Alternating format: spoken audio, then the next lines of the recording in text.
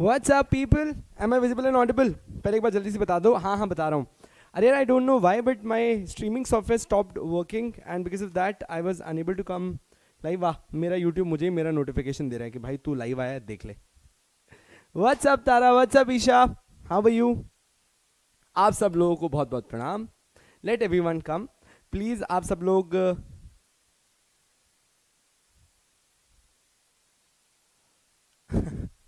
आप सब लोग प्लीज अपने जो भी अनऑफिशियल ग्रुप्स है उसमें अपने लिंक शेयर कर सकते हैं, so that everyone knows that we are live. I'm so sorry for the delay.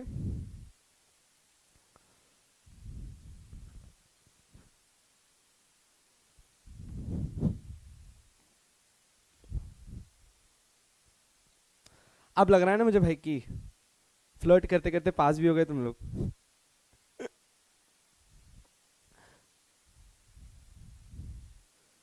हाँ जी।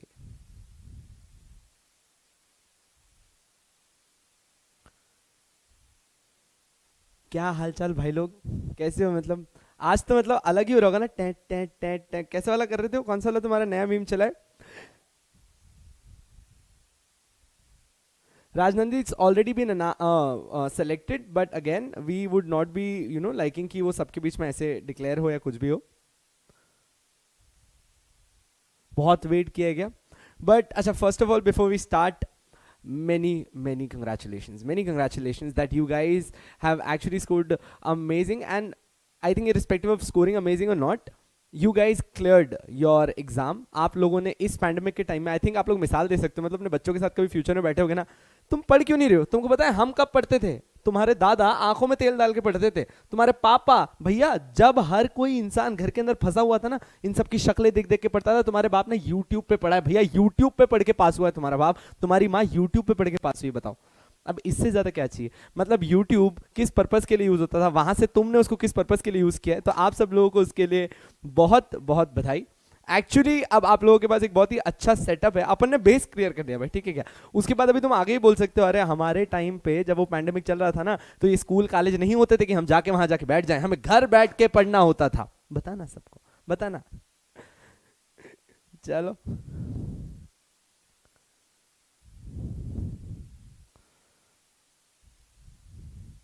You guys a family, obviously you guys a family. तो मतलब आई एम वेरी हैप्पी दैट आप लोगों ने एक बहुत सही टाइम का सही इस्तेमाल किया है। अब अच्छा देखो, मतलब है ना, सिंस मतलब यहाँ पे जब ये लोग, आप इतने सारे लोग जब आप पे आके बैठते हो, बहुत ही सिंपल एजेंडा है। मतलब टाइम पास करने नहीं आए हो आप लोग। You guys are very focused about your career. You guys are very clear कि सर बस हमको एक बार देखना था कि एग्जीक्यूटिव किस तरीके से पढ़ा जाता है, and we decide how to go about this. So obviously hence हमने ये रखा है आपके सामने। हम्म, कि आप लोग आराम से आके पढ़ सकें, आराम से आके इस लेक्चर को देखें और समझें। So I would not be into anything except our content, except how are we going to go about EBCL, how we are going to manage your subjects and what all difficulties you're going to face। ये सब चीज़ों के ऊपर ही बात करेंगे। I have very restricted time, although अगर आपको पता होगा तो भैया आप लोग सबसे पहले, हम लोग वापस बता देता हूँ, आप लोग सबसे पहले कभी भी जब कभी भी बात करते हो CS एग्जीक्यूटिव में, अगर आप ग्रुप 2 के अंदर आते हो तो जो आपका सबसे लेंदी सब्जेक्ट होता है वो आपका EBCL ही होता है। और पता नहीं मेरे नसीब के आड़े क्यों आता है कि भैया EBCL मैं ही स्टार्टिंग से पढ़ाता हूँ। So now EBCL is one of the lengthiest subjects. But before I tell you how lengthy is this, or before I tell you how we are going to go about this, first understand your course. First understand कि भैया आप लोग जब group 2 में subject पढ़ेंगे तो कैसे पढ़ने वाले हैं। अच्छा, अब एक बार के लिए, एक बार के लिए प्लीज देखो ना भैया, प्लीज यहाँ पे देखो। मैं अपने को मस्ती करनी है, अपन लोग करते क्या है जीवन में भैया? अपन लोगों ने पढ़ाई करी है क्या?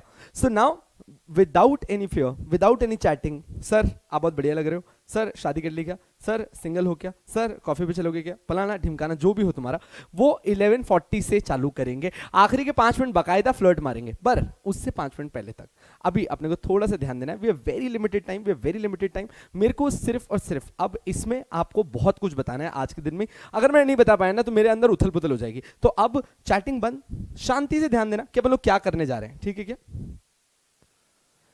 ऋतिक टीचर वही है तो ऑब्वियसली माहौल भी वैसा ही मिलेगा। एंड ऑब्वियसली आई फील कि studies in India have been always made and shown difficult, but they are not. They're very logical, they're very amazing. So don't worry, you're going to enjoy to the fullest. Don't worry, you're going to enjoy to the fullest. अब सब लोग आ गए हैं, और अगर सब लोगों का हो गया हो तो please Sudarshan, please can you please wait.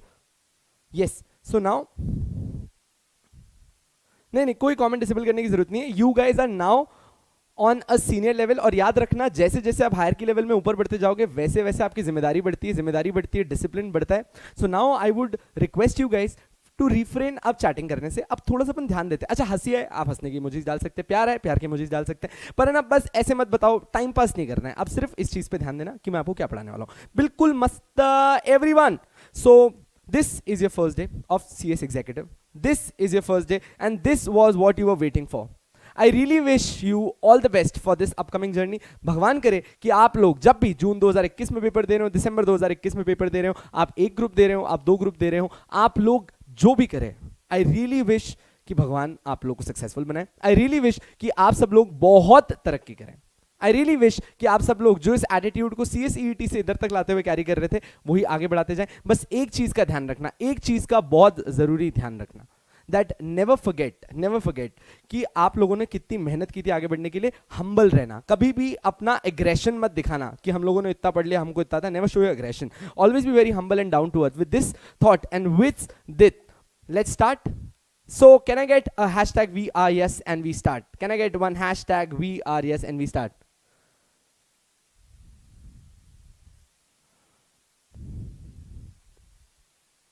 नम्रता, सुनना है तो सुनो, मतलब मैं क्या ही बोल सकता हूं. Is everyone here?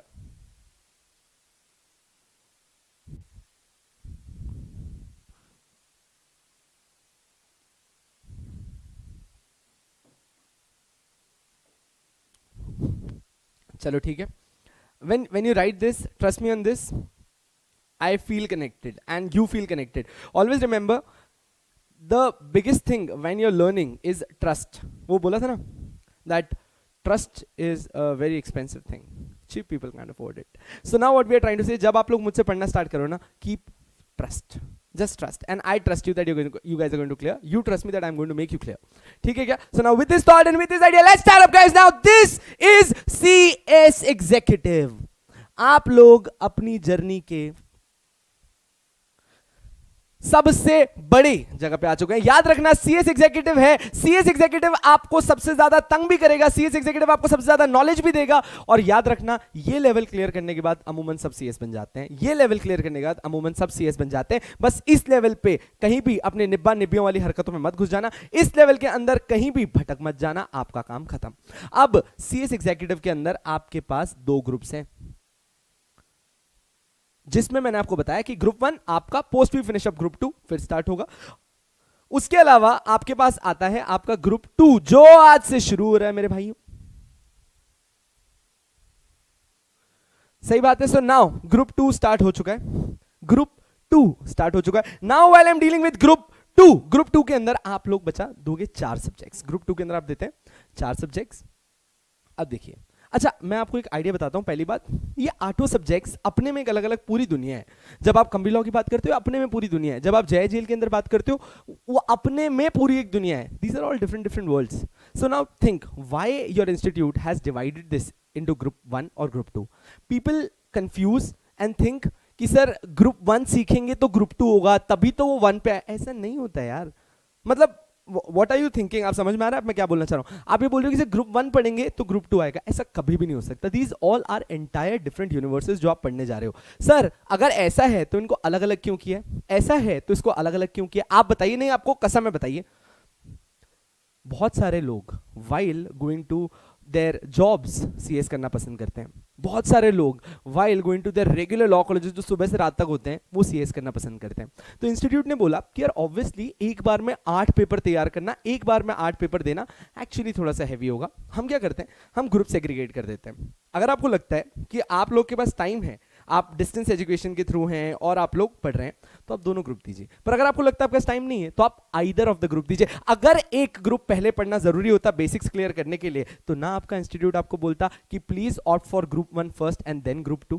Think upon this. अगर ऐसा होता कि पहले कोई ग्रुप होता या बाद में कोई ग्रुप होता, तो इंस्टीट्यूट, अच्छा चलो हमको छोड़ दो, सबको छोड़ दो, इंस्टीट्यूट तो बोलता ना कि भैया देखो CSET में आपका बेस क्लियर हुआ है तो ग्रुप 1 पढ़ो. Why would they say that? That's wrong, that's completely wrong. तो इसीलिए याद रखना कि फर्स्ट और सेकंड ग्रुप की झंझट में मत पड़ना राजा. इट्स ऑल अबाउट आप लोग का भी जो डिसीजन है ना फर्स्ट और टू का, वो होना चाहिए कि सर हमको लाइव बैच पढ़ना है.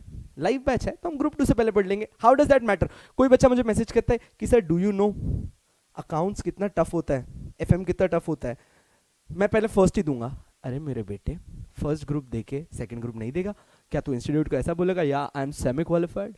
ऐसा नहीं हो सकता ना. तेरे को देना तो दूसरा ग्रुप भी है, पहले दे या बाद में दे, और पहले ही मुश्किल हल कर लेना, फिर ग्रुप 1 आराम से हल हो जाएगा.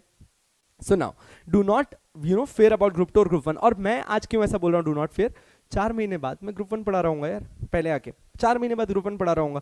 मैं कभी भी ये नहीं बोलूंगा कि ग्रुप 1 ज्यादा इंपॉर्टेंट है ग्रुप 2. मुझे तो दोनों ही पढ़ाने हैं भाई, मेरा तो घर संसार सब कुछ यही है. सो मेरी जो जेन्युइन एडवाइस है, इट डजंट मैटर एक्चुअली. ठीक है, अब ग्रुप 2 के अंदर आप लोग जाते हैं सबसे पहले अकाउंट्स में. भैया अकाउंट्स आपको हरीश सर पढ़ाने वाले हैं और वो आग लगाएगा, बिल्कुल टेंशन फ्री रहना. उसके बाद एफएम आता है जो सूरज सर पढ़ाएंगे, एंड उसके बाद आते हैं हमारे, मतलब आप सबको बताया that I am biased, security laws के किंग विकास वोरा. तो ये 3 सब्जेक्ट जो आपको पढ़ाए जाएंगे, इसके अंदर से आपका पहला पेपर होता है एमसीक्यू. आपका ये पेपर होता है एमसीक्यू. उसके बाद आपका नेक्स्ट पेपर एफएम का भी होता है एमसीक्यू. सो अकाउंट्स एफएम दोनों एमसीक्यू. 100 क्वेश्चन एबीसीडी चुनने का, जय माता दी, दीदी वाला, हाँ ये वाला सी आएगा तो बस खत्म. वो वाले पेपर है, वो लोग ये दोनों संभाल लेंगे. Obviously they are not that simple how I say this. At the same time, next is security laws, which is to be dealt by Vikas sir. Security laws is one of the most conceptual subjects, but one of the most easiest subjects. Why? Because Vikas sir पढ़ा रहे हैं उसको. And last but not the least, now let me introduce myself. Economic, business and commercial laws. ये book अपने में लोगों को ऐसा लगता है कि सर ये नहीं हो पाता. ईबीसीएल से लोग डरते हैं. क्यों सर? फॉरेन लॉज इसके अंदर आते हैं, सर प्रॉपर्टी लॉज इसके अंदर आते हैं. The only good part in this is contract act, क्योंकि वो हम बचपन से पढ़ के आते हैं. सो नाउ आपका इस फियर को, जैसे मैंने सीएसईटी के अंदर वादा किया था, बदल के रख दूंगा. और आपका सीएस एग्जीक्यूटिव ग्रुप 2 के अंदर अगर इन चारों में से सबसे फेवरेट सब्जेक्ट ईबीसीएल नहीं बना दिया तो नाम बदल देना विकास वोरा का. ठीक है, आ जाओ. सो नाउ पहली बात, सर क्या पढ़ने जा रहे हैं अपन? राजा अपन पढ़ने जा रहे हैं EBCL. What is EBCL? EBCL stands for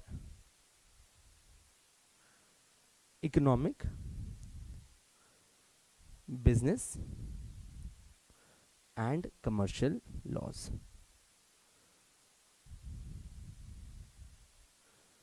sir कितने नंबर का पेपर है? भैया ये है 100 नंबर का पेपर. ये है 100 नंबर का पेपर. सर 100 नंबर का पेपर, ये रिटन है, ये ऑब्जेक्टिव है? भैया क्या है? ये सब्जेक्टिव यानी कि रिटन पेपर है. So this is a 100 mark paper which is subjective.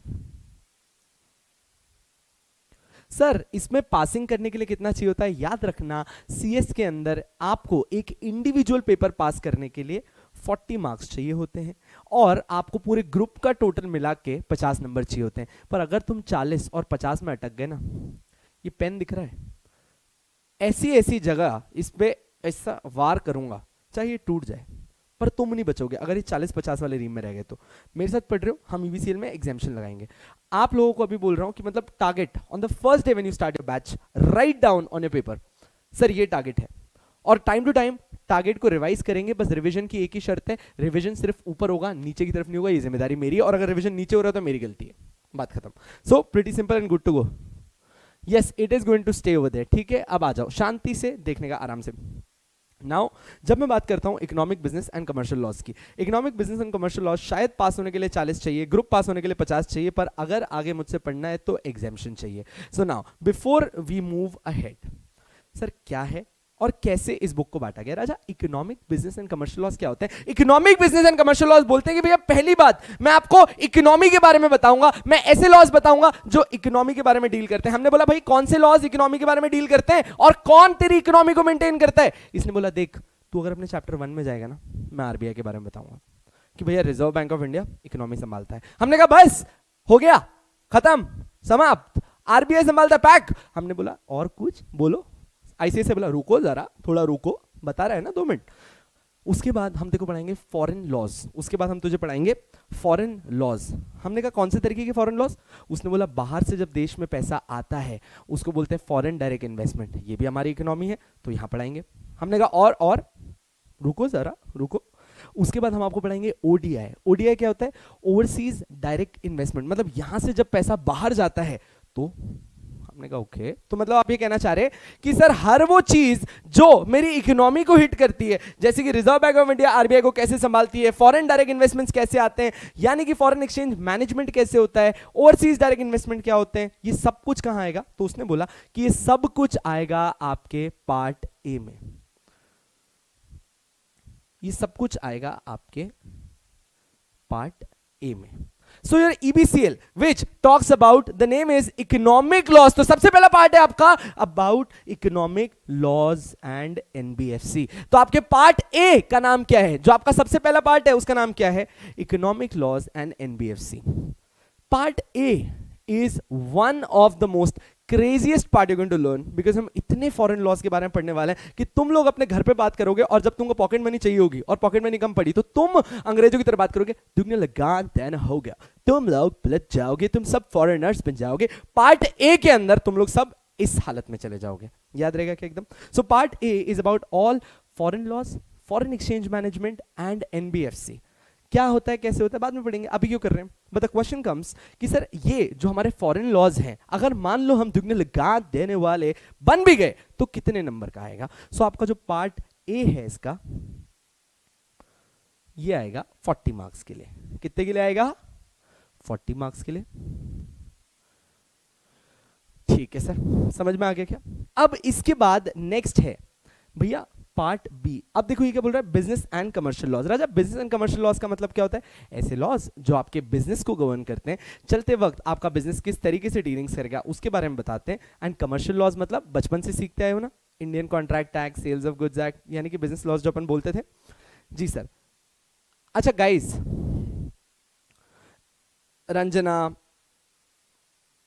ईशू और WordPress and something anything, sir जब मैं पढ़ा रहा हूं ना, मतलब मेरी जेन्युइन रिक्वेस्ट है, आपको मेरे से नहीं पढ़ना, प्लीज जाइए, कोई तकलीफ नहीं मुझे, मतलब मैं बहुत खुश हूं, पर जब मैं पढ़ा रहा हूं ना तो मेरे कंसेप्ट पे और कंटेंट पे ध्यान दिया करो, बकवास मत किया करो, ये करेंगे कि नहीं, वो करेंगे कि नहीं, सर आप यहाँ पे बरसात में नाचोगे कि नहीं, ये सब बाद में बात करेंगे, पहले अभी इस पे ध्यान दे लो, ये पढ़ लो, उसके बाद कर लेना जो तुमको करना हो, आ जाओ। और आपके हर सवाल का जवाब एंड में मिल जाएगा आपको, अभी आप प्लीज कंटेंट पे ध्यान दो। Is there anything more important than this? If it is, then please go and do that, because for me this is important, and at least जिन लोगों के लिए important है उनको यहाँ पे रहने दो। So now coming down next, अब सर इकोनॉमिक लॉज तो हमको समझ में आ गए, बिजनेस एंड कमर्शियल लॉज आपने बताया जो बिजनेस को रेगुलेट करते हैं, ट्रांजैक्ट करते हैं, एंड कमर्शियल लॉज आप लोगों ने कहीं ना कहीं सर बताया, जैसे कि हम कैसे कंज्यूमर्स को प्रोटेक्ट करेंगे, मैं उसके बारे में सब आ रहा हूँ और आपको बताता हूँ। तो आपका पार्ट ए कितना था? 40 मार्क्स के लिए था। आपका पार्ट ए कितना था? 40 मार्क्स के लिए था। अब अपन चल रहे हैं भैया पार्ट बी के ऊपर। सर हमारा पार्ट बी कितना है? Now this part B is a genuine gift. इस पार्ट बी के अंदर सिर्फ एक ही चैप्टर आता है, इस पार्ट बी के अंदर सिर्फ एक ही चैप्टर आता है, और वो है आपका competition law.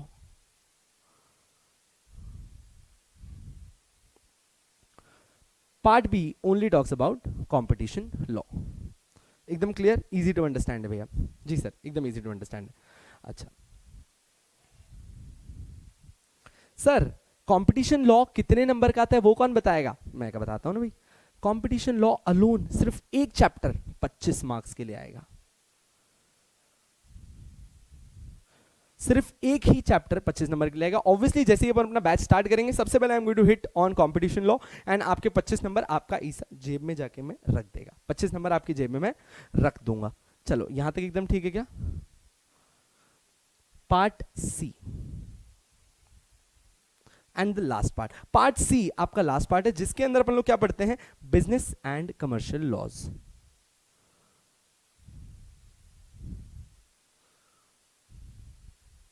Sir part C आपका लास्ट पार्ट है, इसका बता दो सही कितने मार्क्स का है? एक थप्पड़ पड़ेगी जब सालों 40 का पार्ट ए है, 25 का कंपटीशन लॉ है, 65 हो गए तो कितने नंबर का होगा?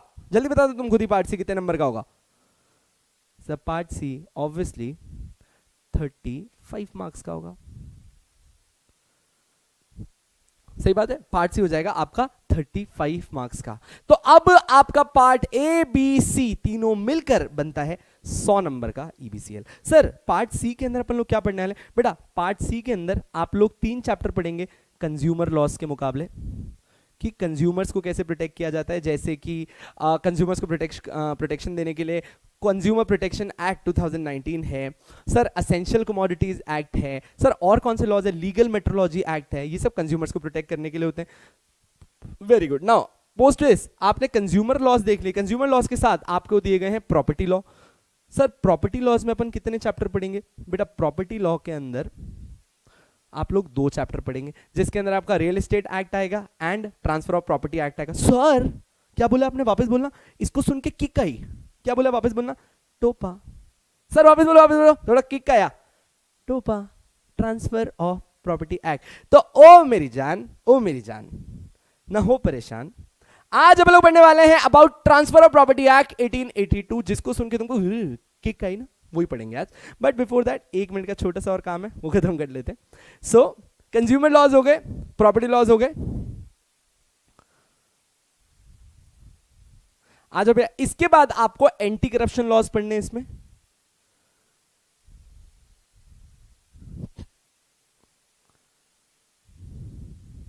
सर अबे यार तुम लोग को अलग मजा आ रहा है।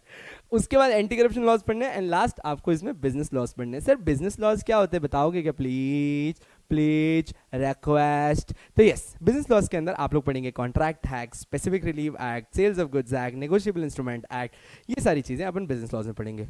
सर एक बात बोलेंगे, मतलब सर आप अगर आप बुरा ना मानो तो बोलें। सर जब आपने पार्ट ए बोला कि इसमें फॉरेन लॉज हैं और एनबीएफसी है और 40 नंबर का है, हमको अच्छा लगा, हमको बहुत अच्छा लगा। सर जब आप पार्ट बी बोले कि एक ही चैप्टर है 25 नंबर का, हमको बहुत अच्छा लगा, हम जेन्युइनली दिल गार्डन गार्डन कर गए।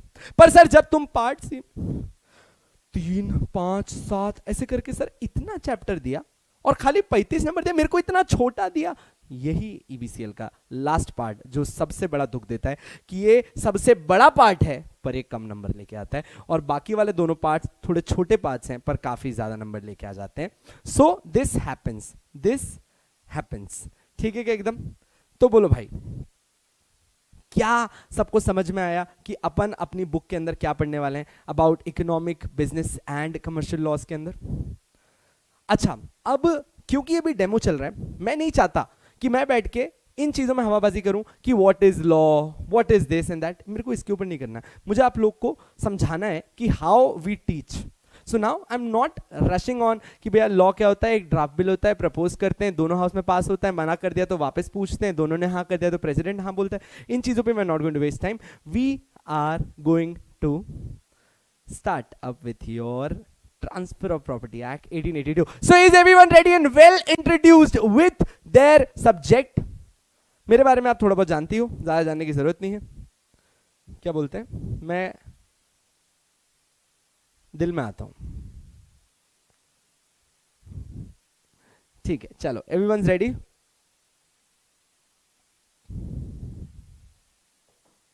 अब बच्चे आराम से सुनना, थोड़ी देर के लिए सिर्फ समझना कि मैं आपको क्या पढ़ाने जा रहा हूं। मैं आपको पढ़ाने जा रहा हूं transfer of property act. Sir act का ईयर देख रहे हो कब का है? 1882। जब कभी भी मैं आपको कोई भी एक्ट पढ़ाता हूं तो ये हमेशा से मेरी एक प्रैक्टिस रही है कि मैं आप लोगों को हमेशा पहले इसकी हिस्ट्री बताता हूं। क्या आप लोग ट्रांसफर ऑफ प्रॉपर्टी एक्ट की हिस्ट्री सुनने के लिए तैयार है? Just give me a thumbs up. क्या आप सब लोग ट्रांसफर ऑफ प्रॉपर्टी एक्ट की हिस्ट्री सुनने के लिए तैयार हैं? Everyone, is everyone ready? Is everyone ready?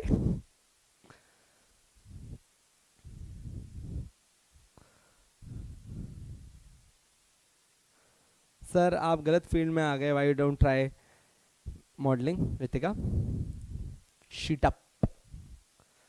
चला क्या बात है, everyone giving a thumbs up। So now see, बहुत पहले की बात है, बहुत पहले की बात है। कब से पहले की बात है? सर 1882 से पहले की बात है। ये उस टाइम की बात है जब आपके दादा परदादा लोटा लेके जाया करते थे, ये उस टाइम की बात है। सर हिस्ट्री बताओ ना, काय को दादा वादा की याद दिलाते? बेटा हिस्ट्री है ही नहीं। 1882 was the first year, 1882 was the first time that India had got an act to deal with property. So what I'm trying to say is कि जो तुम इतनी देर से thumbs up दिखा रहे हो ना, उसकी जरूरत थी नहीं, because Transfer of Property Act 1882 per se has no history. Transfer of Property Act 1882 was the first legislation which India got for the transfer of property, for the transfer of property. तो जो तुम जबरदस्ती ऐसा वाला कर रहे हैं ना, वो प्लीज इधर उधर हो जाओ।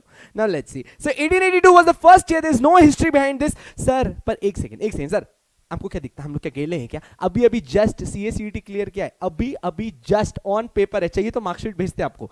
1882 से पहले प्रॉपर्टी ट्रांसफर होती कैसे थी, ये तो होगा ना। या आप ये कहना चाह रहे हो कि 1882 से पहले प्रॉपर्टी नहीं ट्रांसफर होती थी? आपने क्या एड़ा समझा है क्या हमको अभी सुनने का? 1882 से पहले भी प्रॉपर्टी ट्रांसफर होती थी, बट 1882 से पहले अगर आप जाओगे, 1882 से पहले अगर आप जाओगे तो वो कोई भी सेपरेट लॉ के थ्रू नहीं, it was on the basis of justice, equity and good conscience. मतलब कि कोई अलग से इनके लिए प्रॉपर्टी के लिए स्पेसिफिक लॉज नहीं बनाए गए थे। जैसे पहले के टाइम पे बहुत सारे मुद्दे सिर्फ अगर जज के सामने कोई डिस्प्यूट आता था तो वो जस्टिस क्रिएट करने के लिए, वो इक्विटी क्रिएट करने के लिए, मतलब जहां पे दोनों पार्टीज खुश हैं, वो एक गुड कंसाइंस में, मतलब उसके हिसाब से क्या सही है क्या गलत है उसके हिसाब से जजमेंट देता था। वही प्रैक्टिसेस ट्रांसफर ऑफ प्रॉपर्टी को भी रेगुलेट करती थी, वही प्रैक्टिसेस ट्रांसफर ऑफ प्रॉपर्टी को भी रेगुलेट करती थी, अंटिल इट वाज 1882। एंड 1882 जब एकदम से हमको झटका आया, हमने बोला नहीं बहुत हो गया। 1882 वाज जब आपके पास आया आपका first legislation, transfer of property act. Transfer of property act sir exams में कितने नंबर का आ सकता है? Transfer of property act sir exams में कितने नंबर का आ सकता है? कम से कम तुम मानना कि आपके लिए ट्रांसफर ऑफ प्रॉपर्टी 5 से 10। So this chapter which I am going to tell you right now is ranging from 5 to 10 marks. कम से कम 5 से 10 नंबर के लिए आएगा। Sir how do we go about the writing practice? जैसे ही आपका चैप्टर खत्म होता है, मैं आपको प्रीवियस पेपर्स में से कोई भी 2 से 3 क्वेश्चंस उठाता हूं जो मुझे लगता है अपकमिंग टाइम्स के लिए इंपॉर्टेंट है, उसकी राइटिंग प्रैक्टिस कराता हूं। आप में से अगर कोई मेरे प्रीवियस बैच के होंगे तो आप सब लोग को पता ही होगा, एकदम ठीक है। नाउ सुनो, it's a 5 to 10 mark chapter जहां पे ट्रांसफर ऑफ प्रॉपर्टी एक्ट क्या होता है लेट्स से। अभी देखो, अगर आप इस एक्ट के बारे में बेसिक चीज पढ़ोगे तो अब मेरा ना एक सवाल आ रहा है। मैंने बोला सर 1882 से पहले जस्टिस होता था, इक्विटी होता था एंड गुड कंसाइंस होता था, जस्टिस होता था, इक्विटी होता था और गुड कंसाइंस होता था। बट सर अब क्योंकि टोपा आ गया तो आपने जस्टिस छोड़ दिया, इक्विटी छोड़ दिया, गुड कंसाइंस छोड़ दिया। हमने बोला सुन रुको जरा, थोड़ा ठंड पाओ, काय को एग्रेसिव हो रहे हो, बहुत ही प्यारी सी बात है। सो अब इसका आंसर मिला कि भैया ट्रांसफर ऑफ प्रॉपर्टी एक्ट ने कहीं भी खुद को एग्जॉस्टिव नहीं कहा है। देखो जब कभी भी कोई खुद को एग्जॉस्टिव कहता है ना, जब कभी भी खुद को कोई एग्जॉस्टिव कहता है तो उसके अंदर क्या हो जाता है, वो बोल देता है कि मैंने सब कुछ मेंशन कर दिया है, इसको ऐसे चलाएंगे, इसको ऐसे चलाएंगे, इसको ऐसे चलाएंगे। वो होता है exhaustive, which has exhaustively covered everything with in it. But टोपा ने कहीं भी खुद को एग्जॉस्टिव नहीं कहा है, टोपा ने कहीं भी खुद को एग्जॉस्टिव नहीं कहा है। So this brings us to a very important point that still टोपा बोलता है कि मान लो कि कोई मुद्दा है, मान लो कि अगर कोई मुद्दा है जिसको मैं कवर नहीं कर पा रहा हूं, या फिर कोई ऐसा मुद्दा है जिसके लिए मेरे पास कोई लॉ नहीं है, तो ऐसे वाले मुद्दों को आप कैसे डील करना? Justice, equity and good conscience. Is it clear? Is it clear to everyone? जल्दी बोलो, is it clear to everyone that how do you deal with such kind of matters of justice, equity and good conscience? बोलो, are we clear with this? होंगे यार, मतलब ये नहीं clear हो तो मुक्का खाओगे तुम। अब मैं इस एक्ट को शुरू करने जा रहा हूं। एक्ट पढ़ने का तरीका बड़ा सिंपल है, जो एक्ट का नाम है वहीं से अपन स्टार्ट करते हैं। सबसे पहले इसने वर्ड यूज किया है that the name of this act is transfer of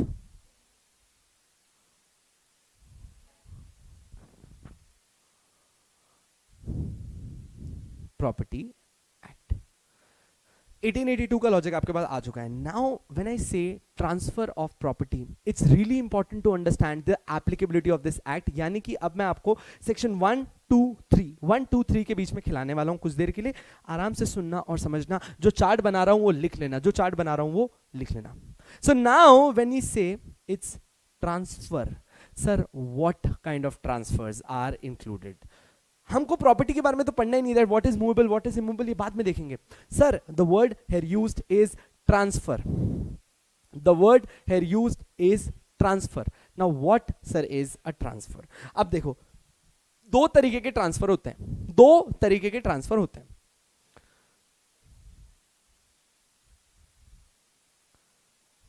2 minute बचा, प्लीज मस्ती मत करो.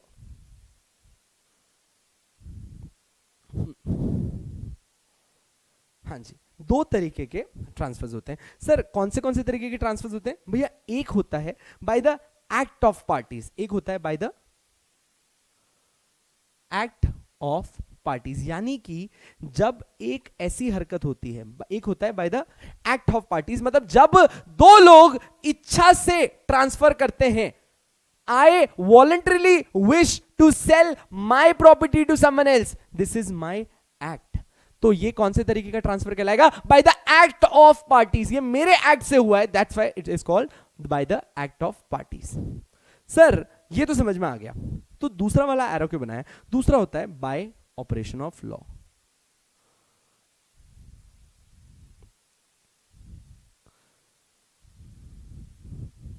Sir what do you mean by operation of law? आप थोड़ा बता पाएंगे क्या? चलो बताते हैं आपको बाय ऑपरेशन ऑफ लॉ क्या होता है. अच्छा एक बात समझना, मान लो मैं ना अपने अभी जस्ट मैं अभी विकास सर के पुराने फोटोज देख रहा था, तो उसके पुराने फोटोज में मुझे दिखा विकास सर के परदादा के फोटोज मिले मेरे को, जो अब नहीं है ऑब्वियसली. विकास सर के परदादा भी नहीं थे, वो शायद तक दादा ही थे. ठीक है, विकास सर के दादा ही थे. तो मैं देख रहा था, ये आप लोग नहीं जानते होंगे इनको.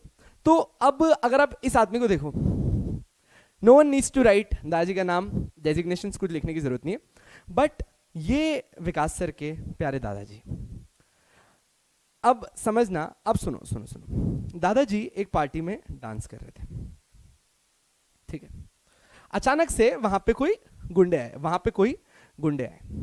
दादाजी डांस करते करते ऐसे देखे, तो सामने वाला बोला, दादाजी रेस्ट कर लो नहीं तो रेस्ट इन पीस हो जाओगे, रेस्ट कर लो नहीं तो रेस्ट इन पीस हो जाओगे. चाचा said get lost, get out of here, I want to dance. And he was still dancing. और सामने वाले बंदे को गुस्सा आया और उसने एक दो गंदी गंदी गालें दे दी. आपको यहाँ पे लिखने की जरूरत नहीं, मैं समझ गया आप लोग कहाँ गए हो. अपन आई नो वेर भी बात है, अपन सब उधर ही हैं, बट क्या करें, धारावाहिक चैनल है, नहीं कर सकते. तो इसने गाली दी, चाचा हो गए ऑफेंड, मतलब विकास सर के दादाजी हो गए ऑफेंड. अच्छा ये बंदा अलग ऑफेंड हो रखा है, तो वहां पे इसको वापस से इसके घर पे गए बात करने के लिए, तो इसने बहुत गंदी गंदी गालियां दे दी कि तू ऐसा तू ऐसा, और इसको मारी 3 गोलियां. इसको मारी वहीं पे 3 गोलियां. चचा डायरेक्ट रवाने. अच्छा मेरे को एक बात बताना, चचा को लगता था कि इनकी उम्र अभी सिर्फ 25 साल ही हुई है. चचा को क्या लगता था कि इनकी उम्र अभी तक कितनी हुई है? 25 साल ही हुई है. तो इन्होंने अभी तक अपनी कोई वसीयत, अपना कोई डिसीजन नहीं लिया था, और ठाए ठाए ठाए 3 गोलियां, और ये तो निकल लिए.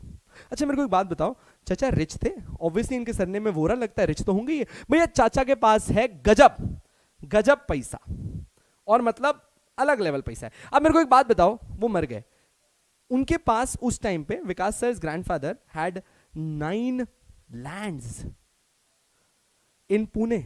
अच्छा मेरे को एक बात बताओ, ये 9 लैंड्स कहां जाएंगी? ये 9 लैंड्स कहां जाएंगी? Come on tell me. और उनकी कोई वसीयत नहीं है. अगर आप सब लोग मिर्जापुर से बाहर आ गए हो तो 2 मिनट इधर आ जाना.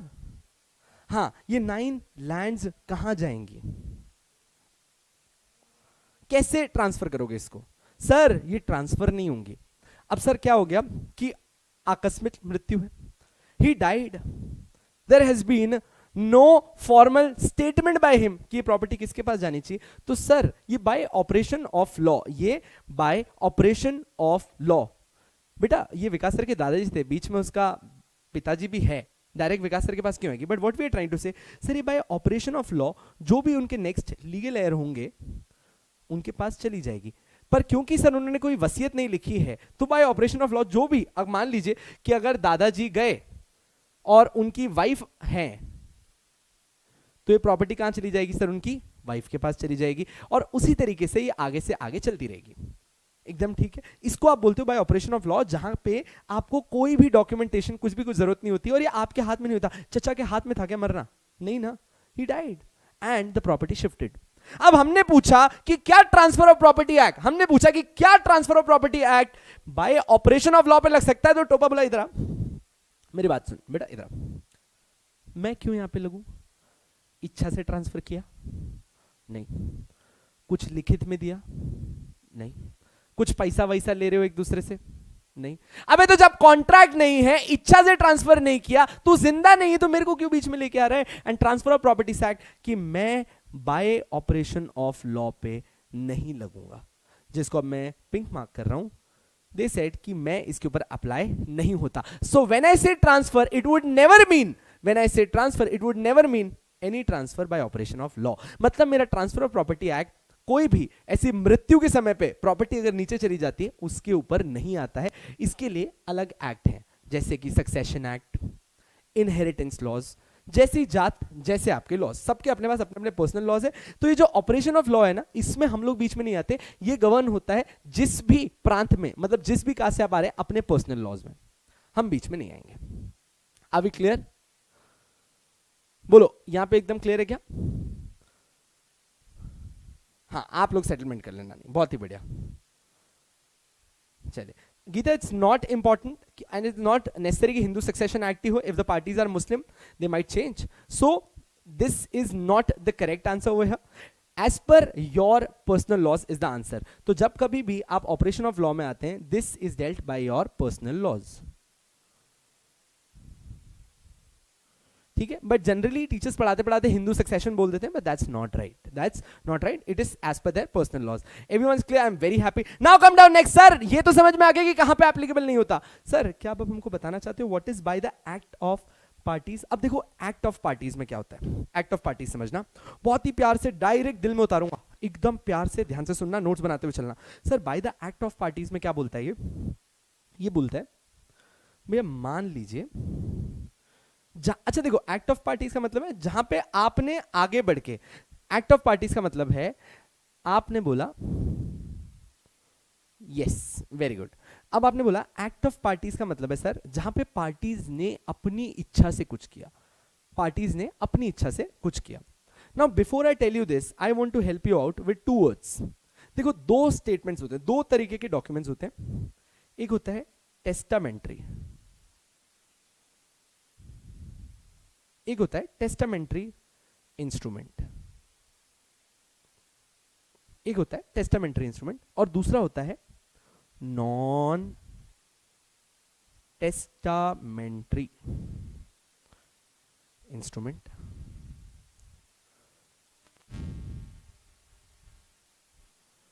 ठीक. सर टेस्टामेंट्री इंस्ट्रूमेंट का मतलब क्या होता है? टेस्टामेंट्री इंस्ट्रूमेंट का मतलब होता है विल. मतलब जब आप वसीयत बनाते हैं, जब आप कभी भी अपनी कोई, हाँ जी प्रियांश, डायरेक्ट नीचे ट्रांसफर हो जाएगी विल. अब टेस्टामेंट्री इंस्ट्रूमेंट्स का मतलब होता है ऐसी चीजें जिसमें आप अपनी वसीयत लिखते हैं. अब एक बार मेरा अपना आराम से पूरा दिमाग खोलना और सोचना, दिमाग खोलना और आराम से सोचना.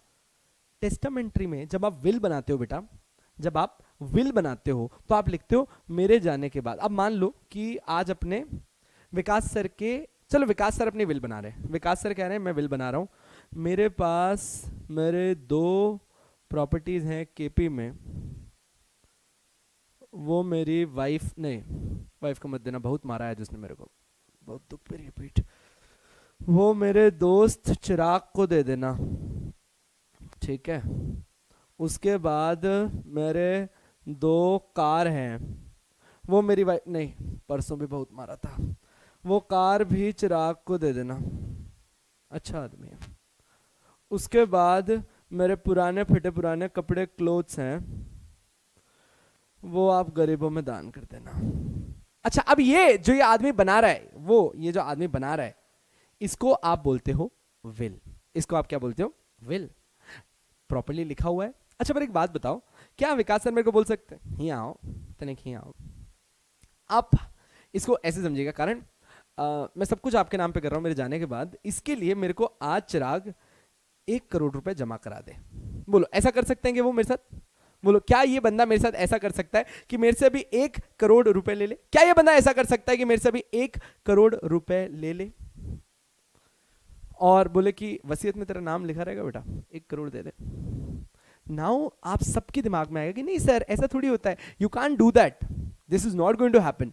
Y you saying sir this is not going to happen? Obviously sir इसका आंसर सिंपल है, वसीयत का मतलब होता है आपके जाने के बाद ऐसा होगा, आपके जाने के बाद ऐसा होगा। तो भैया ये अगर आप लोग का हंस के हो गया तो 2 मिनट सुन लो। अब वसीयत का मतलब होता है आपके जाने के बाद।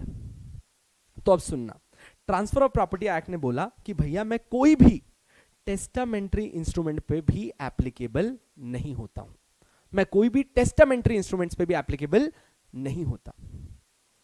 हमने कहा गजब, वही देखो हर्ष इज राइट सर, 1 करोड़ लेने के बाद नाम हटा दिया तो, और मरा भी नहीं तो, ये तो अमर आदमी है, चलते फिरते से कुछ होता थोड़ी, गिरता है फिर उठ जाता है।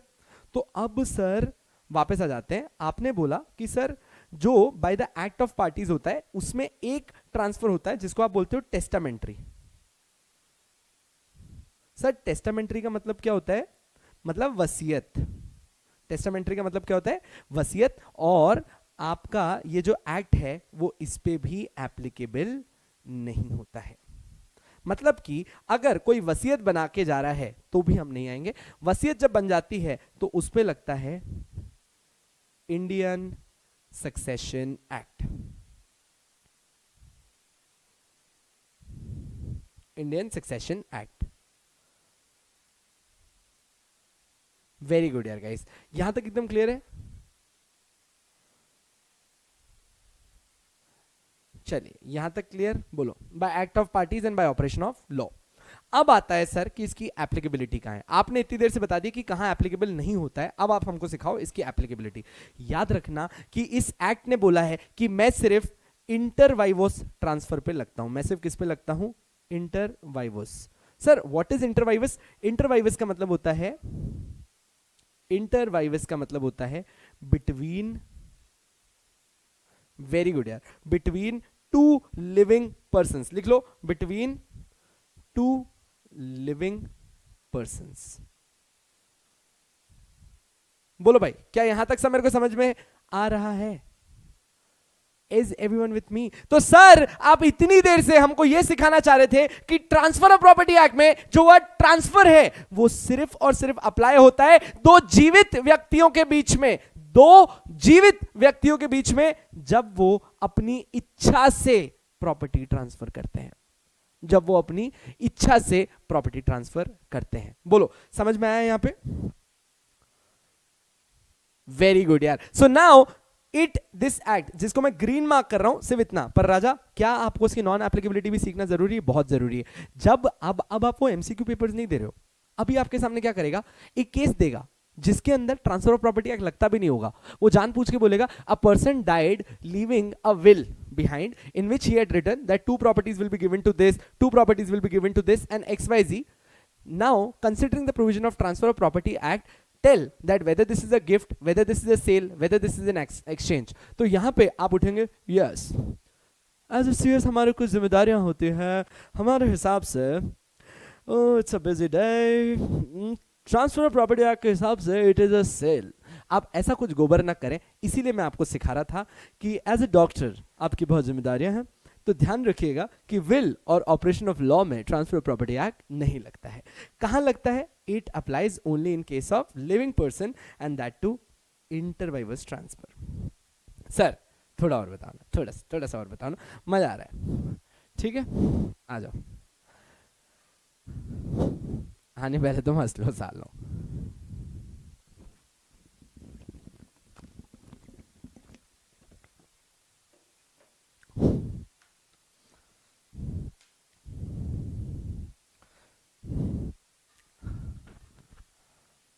अच्छा आप चलो मस्ती मत करो। Now between two living persons, तो अब इसने बोला कि सर क्या हम इसको एक वर्ड दे दें that this can be called as specific transfers. हाँ जी बच्चे, बिटवीन टू लिविंग पर्सन यानी कि ये स्पेसिफिक ट्रांसफर्स में आता है। सर अब एक काम करो ना, आप मेरे को बता दो, कि कौन से ट्रांसफर स्पेसिफिक ट्रांसफर होते हैं, तब माने ना आपको। देखो मैं तो बता दूंगा, अब आप इतना फोर्स कर रहे हो ना, इसीलिए बता रहा हूं। सो एक बार के लिए पहले रिवीजन कर लें और उसके बाद में बता देता हूं कौन से आते हैं। सर ट्रांसफर मतलब होते हैं दो तरीके के ट्रांसफर। सर एक होता है by the act of parties और दूसरा होता है ऑपरेशन ऑफ लॉ। सर जैसे ही हम ऑपरेशन ऑफ लॉ को याद करेंगे, हमारे सामने ये चाचा आ जाएंगे, ये चाचा आ जाएंगे, यस यस ये चाचा आ जाएंगे, यस। और इसको आपने बोला property transfer of property act in पे नहीं लगता है। Next sir bye act of parties. Sir bye act of parties में आपने बोला सर एक होते टेस्टामेंट्री इंस्ट्रूमेंट यानी कि वसीयत। सर वसीयत में तो कोई अपना कॉन्ट्रैक्ट बना ही नहीं था, ये तो किसी की इच्छा थी, तो टोपा बोल रहा है कि मैं यहां पे क्या करूं बीच में। समझ में आया? Yes very good. इसके नीचे है इंटरवाइवस। इंटरवाइवस सर इंटरवाइवस इज द वर्ड जो हमको पढ़ना था, that is between two living persons. That is between two living persons. अभी मैं अभी जा थोड़ी रहे, क्या हैशटैग लाइव बैच कर रहे हो, मस्ती मार रहे हैं। अब सर आपने बोला दो लिविंग पर्सन अगर कोई ट्रांसफर करते हैं तो वो इधर आएगा, तो इसके अंदर सर कौन सा आएगा राजा? अगर तुम आगे बढ़ के कुछ बेचना चाहते हो, मतलब कि specific transfer includes sale which goes from section 54 to section 57। अरे क्यों मस्ती मार रहे हो, ये किसने छेड़खानी करी है?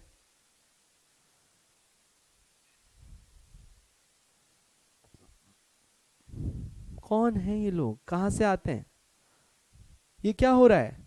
अच्छा शिट सॉरी सॉरी, अरे ये मेरे लाइव बैच के बच्चे हैं। क्या तुम्हारी छुट्टी हो गई क्या?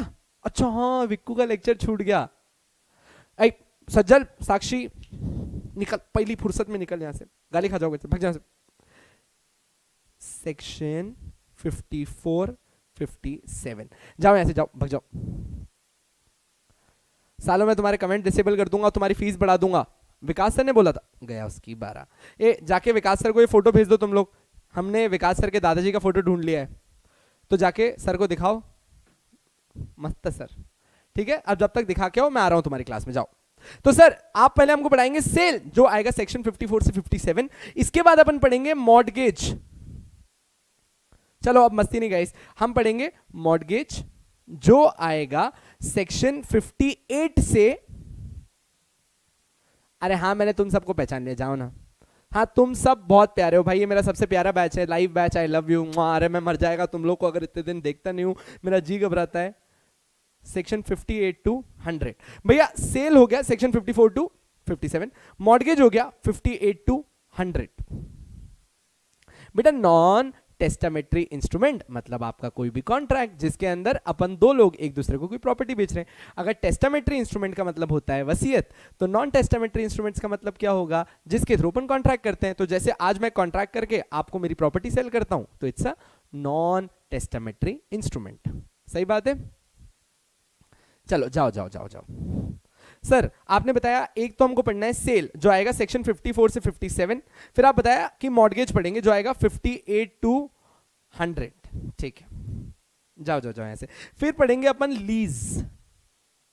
लीज आएगा 105 से 117, सेक्शन 105 से 117। बेटा एक मिनट पहले आप ये लिख लो, एक एक चीज बता ही रहा हूं आपको। तो भैया स्पेसिफिक ट्रांसफर में सर ट्रांसफर ऑफ प्रॉपर्टी किस किस पे लगेगा? वो सेल पे लगेगा जिसमें अपन पढ़ेंगे सेक्शन 54 से 57। अपन मॉर्गेज पढ़ेंगे जिसमें अपन पढ़ेंगे 58 टू 100। फिर अपन लीज पढ़ेंगे जिसमें अपन पढ़ेंगे सेक्शन 105 टू 117। उसके बाद अपन पढ़ेंगे और क्या आएगा? गिफ्ट।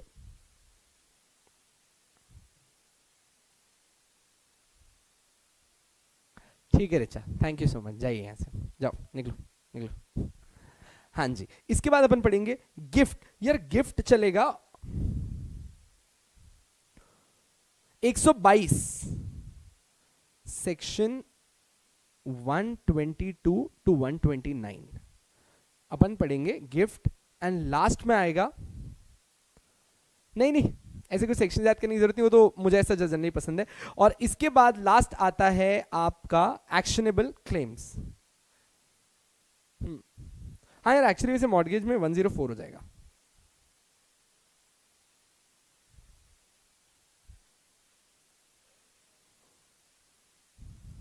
आ जाओ, एक्शनेबल क्लेम्स जो 130 एंड आगे के सेक्शंस में अपन पढ़ने वाले हैं। तो अब देखो अपन क्या क्या चीजें पढ़ेंगे sir? Sale is a specific transfer. Vikas sir आए मेरे पास, विकास सर ने कहा Chirag I want to sell a land which I have acquired by X Y Z reason, मुझे फर्क नहीं पड़ता। इफ विकास सर अपनी लैंड मुझे सेल करना चाहते हैं तो क्या अपने को बस लैंड चाहिए, और अपन चाहे 100-200 रुपए ज्यादा दे देंगे पर उनसे लैंड खरीदते हैं, तो मतलब कि जब हम लोग दो लोग, अच्छा मैं भी लिविंग हूं वो भी लिविंग है, इंटरवाइवोस है, क्या वो भी जिंदा है मैं भी जिंदा हूं, इंटरवाइवोस है, यस। और उसमें अगर वो मुझे पैसे लेके प्रॉपर्टी देते हैं तो आप इसको बोलते हो सेल, जो अपने को इसी चैप्टर के अंदर पढ़ना है। नेक्स्ट अप है मॉर्गेज। सर मॉर्गेज क्या होता है बेटा? मॉर्गेज का मतलब क्या होता है? आज मेरे पास एक जमीन है, आज मेरे पास एक जमीन है, but however I do not have some money for a temporary while, तो क्या मैं बाहर जाके इस जमीन को गिरवी रख के सामने से पैसा लेके आ सकता हूं? जब कभी भी आप अपनी इमूवेबल प्रॉपर्टी को एज अ सिक्योरिटी गिरवी देते हैं और उसको वापस लेके आते हैं, वापस अपना पेमेंट करके, इसको आप बोलते हो मॉर्गेज। अब सर इसमें अपन इतने सारे सेक्शंस क्यों पढ़ रहे हैं? क्योंकि मॉर्गेज में भी अलग अलग तरीके होते हैं। नॉट टू फॉरगेट, हमारी बुक में हम 6 तरीके के मॉर्गेजेस सीखने वाले हैं, ये होता है मॉर्गेज। फिर आप आगे बढ़ते हैं लीज पे। अच्छा, प्रॉपर्टी लीज का मतलब क्या होता है? आपने आज तक सीखा ही होगा, सर वो प्रॉपर्टी ने 99 ईयर्स के लिए लीज पे आई थी, तो आप बस उसको जब अपन वहां पढ़ेंगे तभी लीज के बारे में पढ़ेंगे, अभी उसको हाथ लगाने की जरूरत नहीं है। सर सेल भी ट्रांसफर प्रॉपर्टी एक्ट के अंदर, मॉर्गेज भी ट्रांसफर प्रॉपर्टी के अंदर, लीज भी ट्रांसफर प्रॉपर्टी एक्ट के अंदर। सर और क्या आता है? गिफ्ट। अच्छा आज मैंने इतना अच्छा पढ़ाया और विक्कू पूरा टाइम ये लेक्चर देख ही रहा था, तो जैसे ही मैंने फोन रखा तो विक्कू बोला चिराग इधर आ, कैसे पढ़ा लेता है इतना अच्छा, मतलब एक बात बता तेरे अंदर इतनी एनर्जी आती कैसे? मैं कहा बस पता नहीं यार सर आ जाती है। बोले नहीं यार कुछ तो है तेरे अंदर, विश्वास है तुझ में कुछ खास है। मैं कहा thank you sir, thank you so much, thank you. तो बोले काम करने यार, अपना वो पनवेल वाला जो फार्म हाउस है वो आज से तेरा। मैंने कहा सर मेरे पास इतने पैसे नहीं है, मुझे तो आप 12,000 रुपये पगार देते हैं, 12,000 में कैसे खरीदूंगा, नहीं हो पाएगा सर। कोई बात नहीं। बोले कर दी भिखारियों वाली बात, पनवेल वाला फार्म हाउस गिफ्ट है मेरे भाई तेरे को, गिफ्ट। मेरे को इधर से अंदर से आवाज आई, मेरे को अंदर से आवाज आई कि ये देवता है, तेरे को पता नहीं पर तू देवता है। बोले क्या? मैं कहा तेरे को नहीं पता है पर तू देवता है। अच्छा पर मेरे को एक बात बताओ, जो ये देवता आदमी मेरे को अभी गिफ्ट कर रहा है, जो ये देवता आदमी मेरे को अभी गिफ्ट कर रहा है, ये गिफ्ट क्या है? ये गिफ्ट ये जो प्रॉपर्टी है वो क्या कर रहा है? गिफ्ट कर रहा है। सो क्या गिफ्ट भी ट्रांसफर प्रॉपर्टी एक्ट के अंदर आ सकती है? अच्छा हमें ना गिफ्ट का बचपन से भाई बड़े अलग अलग कंसेप्ट चले, गिफ्ट में बचपन से बड़े अलग अलग कंसेप्ट चले। मेरे को एक क्वेश्चन पूछना है आपसे गिफ्ट का, ये बचपन में आपने भी किया होगा, 100% किया होगा। मैं बताता हूँ, मेरे बचपन में मेरे भाई का बर्थडे होता था ना, तो मैं एक पायलट पेन खरीदता था। मेरा भाई का बर्थडे, भाई का बर्थडे, मैं उसको बोलता था ये ले तेरे लिए गिफ्ट। भाई बोलता था वाह थैंक्स। उसके बाद भाई और मेरी 2 दिन बाद लड़ाई होती थी, जिसमें मेरे बाल पकड़ के थौड़ थौड़ थौड़ मुझे पटकता था, कहता था तू अडॉप्टेड है, तुझे तो रास्ते से उठाया, पता नहीं क्यों उठाया, अरे इसकी जगह कुत्ता उठा लाते, ऐसा ऐसा बोलता था।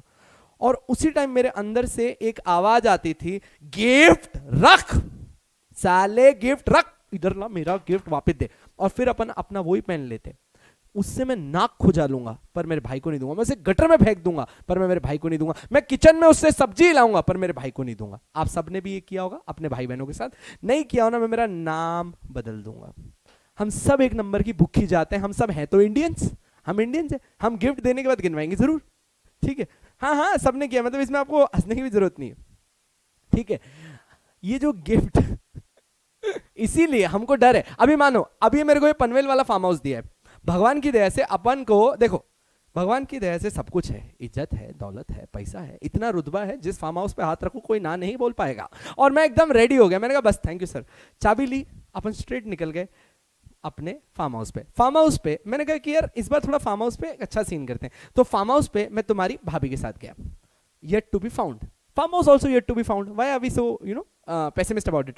तो भैया मैं गया फार्म हाउस पे, मैं और वो बंदी आराम से पहुंचे, फार्म हाउस में एंटर किया, भैया स्विमिंग पूल है अलग से, स्विमिंग पूल में हीटर लगा हुआ है पानी गर्म करने के लिए। मैंने कहा ओ भाई साहब, देवता घर देखा भाई साहब, बाहर पूरी फार्मिंग हो रही है। मैंने कहा वाह, और क्या चाहिए भाई, यहां से मैं फार्मिंग करूंगा, वो अंदर जाके सब्जी बनाएगी, इधर लेक्चर ले लूंगा और बाहर स्विमिंग पूल में पड़ा रहूंगा, लाइफ इज रिलैक्स्ड।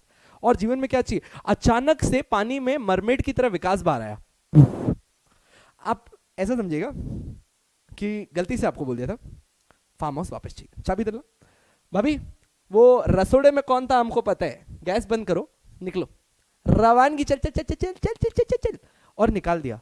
तो हम दोनों ऐसा बाहर खड़े हो गए, मैं बोला ये क्या हुआ, पहले ये मेरे को गिफ्ट दिया, फिर मैं तुम्हारे साथ इधर आया, चीज अपनी थी, ये पानी में से बाहर आया और हमको बाहर निकाल के चला गया।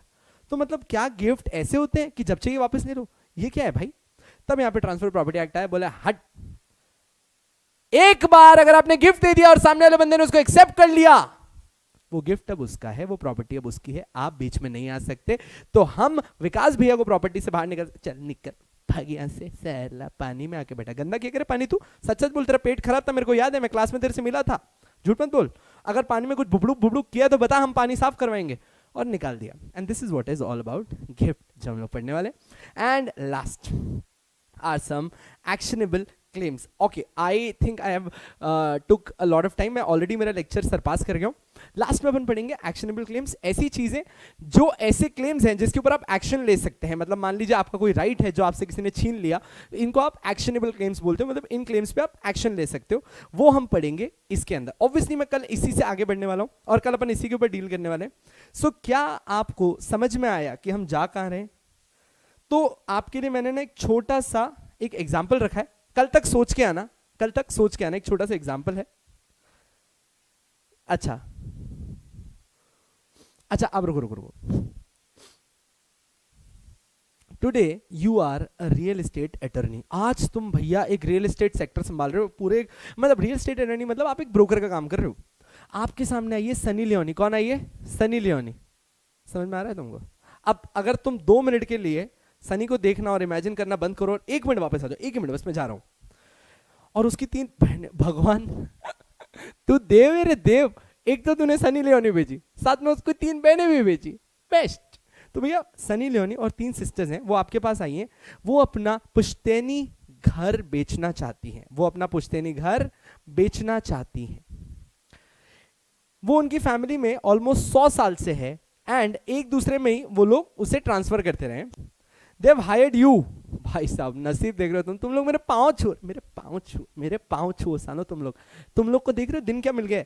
सनी लियोनी के अटर्नी बने हो तुम, because this will be the first time it will be owned by someone outside the Leoni family. इसके बाद लियोनी फैमिली से निकल के ये चोटरानी फैमिली में लियोनी फैमिली से निकल के ये कहीं बाहर जाने वाली है। And there are lot of things involve for this conveyance. बेटा कन्वेंस का मतलब होता है ट्रांसफर। अच्छा मेरे को एक बात बताओ, वो चाहते हैं कि स्मूथली ये प्रॉपर्टी ट्रांसफर हो जाए, बिल्कुल स्मूथली। तो क्या आप मुझे एक बात बताइए, ये ट्रांसफर ऑफ प्रॉपर्टी एक्ट के अंदर आएगा या नहीं? ये ट्रांसफर ऑफ प्रॉपर्टी एक्ट के अंदर आएगा या नहीं? No Gita, we not going to learn all the section in this live session because post 5 days ये सब हमारे ऐप पे शिफ्ट हो जाएंगे। बोलो, इज एवरीवन क्लियर? आएगा। सर क्यों आएगा? सर क्योंकि ये इंटरवाइवर्स है। सनी लियोनी भी एक जीती जाती इंसान है और जिसको हम ट्रांसफर कर रहे हैं वो भी एक जीता जाता इंसान है। And this is an act of sale जो आपने बोला था सेक्शन 54 से सेक्शन 57 के अंडर आता है। Is everyone clear that where does transfer comes in? तो क्या मेरे ट्रांसफर ऑफ प्रॉपर्टी एक्ट में, मेरे नन्हे मुजाहिदीनों, क्या तुम लोगों को ट्रांसफर का मतलब अभी एकदम क्लियर हो गया है कि जल्दी बोलो बाबिता के मैं जा रहा है, मेरा दूसरा लेक्चर है। So I think I am done and I have told you how we go about these live lectures and how we are going to go in the next lectures as well. So इस lecture में बैठने के लिए आपका बहुत बहुत धन्यवाद। इसी तरीके से अपना विश्वास बनाए रखें, इसी तरीके से अपना प्यार बनाए रखें। Keep sharing, keep liking, keep commenting, keep loving us. And next lecture Vikku का है। हाँ जी, तो आप इसको ऐसे समझिए कि मैं निकलता हूँ, मेरी जान ले लेगा वो, क्योंकि मैंने ऑलरेडी 5 मिनट ज़्यादा ले लिए। तो थैंक यू एवरीवन।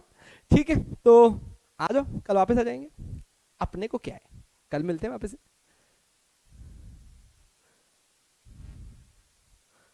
चलो